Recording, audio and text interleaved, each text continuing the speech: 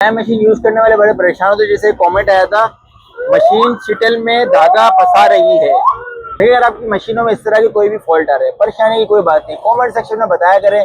Comment आगे पीछे हो जाते हैं, मैं इग्नोर कर दूं, अगर मेरे आंखों के आगे से निकल जाए अगली वीडियो में कमेंट में बताएं, मैं आपके लिए वीडियो लाजमी और जरूर बनाऊंगा। अब जैसे देखिए, अगर आपकी मशीन बार बार धागा फंसा रही है तो उसमें आपने क्या करना है, देखिए जब मशीन चलती है ना तो धागा जो फंसा रही होती है उसका मैं आपको बता दूँ। देखिए जैसे मशीनें इस्तेमाल हो रही होती है ना, तो चलते चलते मशीनें जो है ना वो एकदम से जो है ना नीचे धागा फंसाने लग जाती है।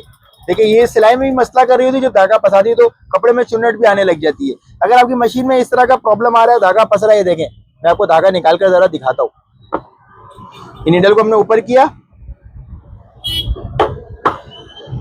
कपड़े को निकाला, अब देखिए ये मैं बॉबिन केस का धागा हटा दिया, ऊपर का भी धागा हटा दिया। अब देखिए शटल में धागा जो फंस रहा है, धागा फंसने की वजह क्या होती है, हम मशीनों को यूज करते हैं, देखें जैसे हम अपनी केयर करते हैं ना, इन मशीनरीज की भी केयर करनी चाहिए। अब मशीन में आपका धागा जो फंसता है, अभी शटल जो है ना ये हम चला रहे होते हैं, ये चलता है। अब देखिए ये मेटल की चीज है, लोहे की चीज है, ये अपने मुंह से बोलेगी तो नहीं कि मेरे दांत में कुछ फंस गया है, मेरे को कोई तकलीफ है। तो उसके लिए आपने क्या करना है, आपने इसकी केयर खुद करनी है। 2-3 दिन के बाद इसमें आप ऑयलिंग कर दें शटल के अंदर, देखें इधर आपकी शटल में ऑयलिंग हो जाएगी। और जो है उसके बाद आप शटल को दोबारा से फिक्स कर दें।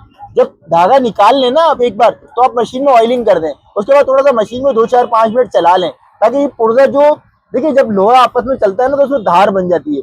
जब इसमें ऑयल लग के चलेगा तो वो धार खत्म हो जाएगी और पॉलिश हो जाएगा, वो रमा हो जाएगा। उसके बाद जब आप मशीन चलाएंगे तो इंशाल्लाह आपको ये मसला दूर हो जाएगा और जो है आपकी जो प्रॉब्लम है वो सॉल्व हो जाएगी। और इस तरह की मजीद इंटरेस्टिंग वीडियोस के लिए हमारी आईडी को फॉलो करें और हमारी वीडियो को जरूर लाइक करें।